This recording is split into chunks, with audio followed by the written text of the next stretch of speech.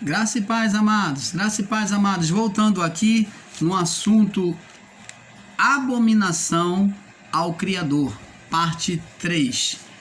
Abominação ao Criador, parte 3.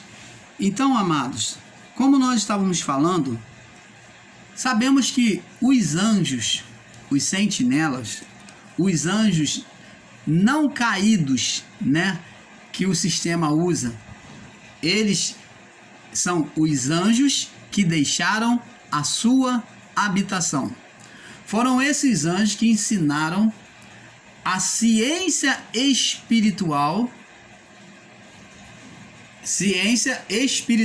além das ciências humanas, eles ensinaram a ciência espiritual, revelando os poderes dos céus.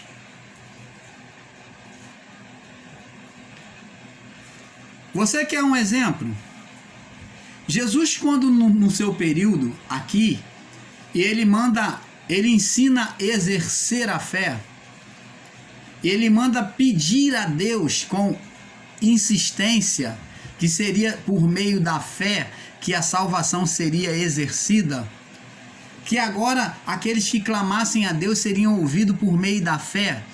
Ele manda insistir, e ele diz: porque tudo que ligardes na terra, olha só o que o Senhor Jesus disse, porque tudo que ligardes na terra será ligado nos céus, e tudo que desligares na terra será desligado nos céus. Então, você vê que agora, por meio da fé, no ministério espiritual, no ministério do Espírito, agora por meio da fé, haveria uma manifestação.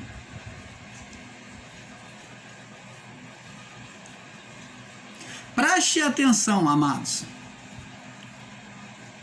A pergunta que talvez você vá me fazer é o que talvez muitos têm desejado fazer, e eu já vou te responder. Aí você vai me perguntar assim: irmão Paulo, de onde é que vem esses poderes ocultos, esses poderes trevosos? Boa pergunta. Esse poder vem de Deus. Só que quando o homem ele usa a sua fé de forma contrária, ele transforma o poder, a fé, usa a fé para manifestar o mal. Em Deus está a luz e as trevas, a bênção e a maldição está em Deus. Então, amados, temos que entender estas coisas. Deus é o dominador, Deus é o soberano de tudo isto. Nele está o poder do bem e do mal, da luz e das trevas. Só que quando os anjos ensinaram os homens a manipular ou exercitar a sua fé contrária à vontade de Deus, então agora o poder das trevas, poder de Deus, era uma outra fonte do poder de Deus, ele então se manifesta. Você está entendendo, amados? Deus ele disse: eu crio a luz e crio as trevas. Eu crio a paz e crio a guerra. Eu crio o bem e crio o mal. Está registrado lá no livro de Isaías. Então, esse poder era de Deus. Os anjos que estavam lá com o Pai, quando eles se desvincularam, deixaram o seu estado original e desejaram as mulheres e vieram aqui viver, eles que tinham a ciência de lá, eles então ensinaram os homens. a serem malignos, porque eles sabiam que eles não tinham condição mais de voltar. Então você começa a entender agora. Não existe um mundo espiritual cheio de diabinho. Não existe um mundo espiritual cheio de tranca-rua, de pombagira, não. Esses ídolos são ídolos levantados pelo homem. Todos esses bonequinhos de barro, todos esses ídolos, seja de qualquer religião, todos esses ídolos, seja capetinha, capetão, imagem grandona, todos eles foram criados pelas mãos humanas. Tem boca, não fala, tem olhos, não veem, tem ouvido, não ouvem, nem som algum sai da sua garganta, tem pés e não andam. Aí a palavra diz: torne-se semelhante a eles os que o fazem e todos quanto o adoram. A vida espiritual dessas pessoas que são idólatras são mortas. Elas não têm vida espiritual, estão mortas, apesar do Espírito de Deus estar sobre ela, mas elas ignoram, elas deixam o Espírito e se põem na carne. Por isso que essas obras malignas só se manifestam nas pessoas carnais. Essas obras de feitiçaria, de magia, tudo isso, essas obras abomináveis são somente para pessoas carnais. Quem são pessoas? As pessoas que são espirituais não praticam essas obras. Você está entendendo, amados? Agora, irmão Paulo, como é que então se manifestam esses poderes? Quem dá poder a esses bonequinhos de barro, chamado entidades, orixás, caboclos, guias, santos, tudo isso que você pode ver tanto no sistema religioso como no espiritismo, na feitiçaria, tudo isso, quem dá poder a essas imagens, a essas entidades, a esses espíritos, é as próprias pessoas que exercitam a sua fé, abrindo o mundo das trevas para que ele seja manifesto na vida delas e contra a vida daquelas pessoas que não estão firmadas na verdade. Eu ia usar o termo não tem Jesus, é um termo errado. É um termo do sistema religioso. Mas são pessoas que não estão firmadas na verdade. Aí, outra pergunta que você logo a seguir vai me fazer. Talvez você pensou: macumba pega no crente? A feitiçaria pega no crente? Não, no cristão. Porque crente, meu filho, é claro que pega. No crente pega. Mas no cristão, aquele que realmente tem Cristo, não pega. Porque ser crente não é simplesmente dizer que crê e crer numa palavra deturpada, num evangelho errado, não. Mas o cristão não. O cristão vive o evangelho de Cristo. Vamos ver aqui. Provérbio, capítulo 26. Provérbio, capítulo 26. Provérbio, capítulo 26.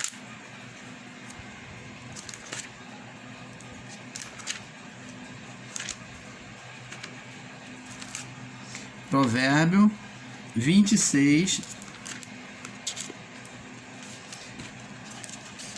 26, no verso 2. Diz assim: olha só, a maldição vem. Essas feitiçarias vêm contra o cristão, contra aquele que realmente vive o Espírito de Deus, não vive na carnalidade. Vamos ver. Aqui, ó. Vamos ler do verso 1 em diante. Diz aqui, ó: como a neve no verão, como a chuva na cega, assim não fica bem para com o tolo a sua honra. Agora o verso 2. Você já viu neve no verão? É isso que o escritor está dizendo aqui. Salomão vem descrever aqui, ó. Como a neve no verão. Você já viu neve no verão? Ridículo, né? Não existe. Se cair uma neve no verão, ela vai se derreter, não vai permanecer. Como a chuva na seca. Se cair uma chuva numa terra totalmente seca, você não vê, daqui a pouco você não vê nada, você vê tudo seco de novo. Assim, não fica bem para o tolo a honra. A honra para uma pessoa que é tola é nada, não existe honra para essa pessoa que é tola. É isso que está dizendo aqui. É um provérbio que está dizendo. É inexistente. Ninguém percebe.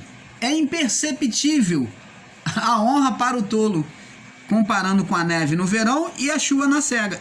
E aí no verso 2 diz assim: como o pássaro no seu voar, no seu vaguear, como o pássaro no seu vaguear, como a andorinha no seu voar. Olha, ele está comparando como o pássaro no seu voar e a andorinha no seu, como o pássaro no seu vaguear, um pássaro vagueando, e a andorinha no seu voar, assim a maldição sem causa não virá.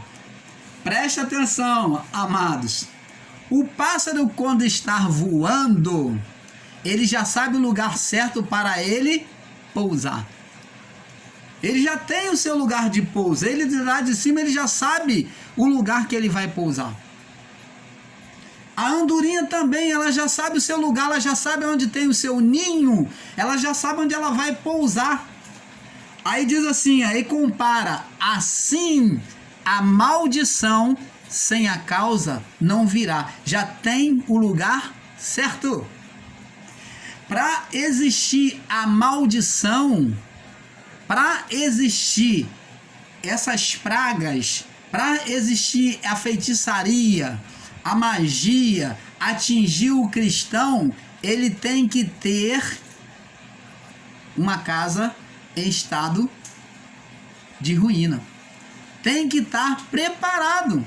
Jesus, ele diz assim, quando ele dá um exemplo, ele diz assim, ó, o espírito imundo quando sai do homem, ó, aqui ele está falando do espírito imundo. Quando sai, ele não fala a história quando entra, ele começa a falar quando sai. Então ele fala que o espírito imundo quando sai do homem, porque sai por quê? Porque ele já retirou a condenação. Por isso que ele começa do sai. Então ele fala, o espírito imundo quando sai do homem, anda por lugares desertos, igual o quê? Igual ao bode Azazel, que é levado para o deserto. Lembra o bode Azazel? É referente ao anjo Azaziel, o anjo que deixou a sua habitação com os demais? Então, ele anda por lugares desertos, procurando repouso, lugar para ele ficar. Não achando, ele diz, voltarei para minha casa. E como a andorinha no seu voo, voltarei para minha casa. A andorinha volta para o seu ninho. O pássaro volta para o seu ninho. Ele já sabe onde é o seu ninho. Aí diz assim, assim a maldição sem causa não virá. Então ele diz, voltarei para minha casa. Voltando e encontrando a sua casa vazia e ornamentada. O que é vazia? Vazia da presença de Deus. Aqui, ó, não tem nada de Deus, a pessoa não busca as coisas de Deus. E ornamentada, o que é ornamentada? É estar mobiliada, entulhada, ter mobília de carnalidade. Mobília de carnalidades. Quando uma pessoa diz que está em Deus e ela vive sobre a carnalidade, sobre a atuação de espírito opositor, ela cria um espírito de oposição, que se ela está sendo carnal, ela está criando espírito opositor. E se ela está criando esse espírito opositor, que é o espírito da carnalidade, e uma pessoa maligna como ela, carnal, manda uma demanda contra ela, esse espírito se fará um e se manifestará sobre a vida dela. Você está entendendo, amado? Porque são os dois se unem e então esse espírito, essa demanda espiritual, essa bruxaria encontra espaço naquele homem carnal, naquela mulher carnal, e então exercita poderes espirituais sobre ele. E aí você vai me perguntar, mas irmão Paulo, aonde está o Espírito de Deus em mim? Você deixou de lado. Dentro, em nós, há as duas naturezas, o bem e o mal. Você pode escolher a quem você pode deixar dominar. Ou o bem, que é a natureza do Espírito Santo em você, aqui na sua mente, ou o mal. Se você observar, amados, o nosso cerebelo é dividido em duas partes. O nosso cerebelo é dividido em duas partes. E a nossa vida espiritual é dividida em duas partes. O nosso espiritual é dividido em duas partes. A parte do Espírito Santo e a parte da carne, do homem. Aqui nessa parte da carne é onde se projeta todas as vontades humanas. E é por ela é que se manifesta a carnalidade, as obras de espiritismo, de feitiçaria, todas as maledicências humanas. Você está entendendo, amado? Vamos ver aqui agora Romanos capítulo, olha só a revelação agora, Romanos capítulo 8, Romanos capítulo 8. Vamos ver, você vê que macumba não pega no crente, a maldição sem causa não virá. Vamos ver agora o que Paulo diz aqui em Romanos. Ó, Paulo agora vai confirmar aqui, ó. Romanos capítulo 8, capítulo 8, no verso 11. Diz aqui, Romanos 8, 11.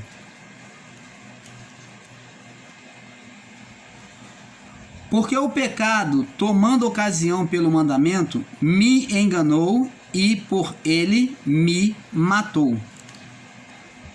Então, você está vendo que o pecado, ele é que traz condenação, mas o pecado na carne. Não existe pecado diante de Deus. Paulo ainda diz que nenhuma condenação há para os que estão em Cristo Jesus. E aqui Paulo, quando fala isso, ele fala de condenação espiritual. E essa condenação, essa palavra também, ela faz referência sobre os que estão debaixo da verdade e que não existe nenhuma influência à atuação dos poderes das trevas deste mundo. Entendeu, amados? Vamos ver aqui, João capítulo 8, João capítulo 8, no verso 36, vamos ver aqui. Olha só, Jesus ele diz aqui, ó: Se pois o Filho vos libertar, verdadeiramente sereis livres. Estamos livres ou não estamos livres? Estamos livres. Estamos livres, sim. Mas quando a pessoa está livre, existem livres que não querem viver como livre, que se botam de novo debaixo do jugo humano, debaixo do jugo espiritual. ela se submete a espíritos enganadores. Ela se submete a entidades que ela se chama de pai. Ela se submete a entidades que se chama de mãe. E batem cabeça, e anda de joelho, e faz reverência a entidade que ela mesmo criou, aonde se manifestam pela própria exerção de fé dessas pessoas. Que quem concede poderes a estas entidades são as próprias pessoas, porque elas se manifestam pela própria fé, pela influência da própria fé delas, porque sem elas, essas entidades não existiriam. Vamos passar para o próximo vídeo, amados, para não alongar. Um pouco aqui, um pouco ali. Fique na paz. Vamos para a parte 4. Paz.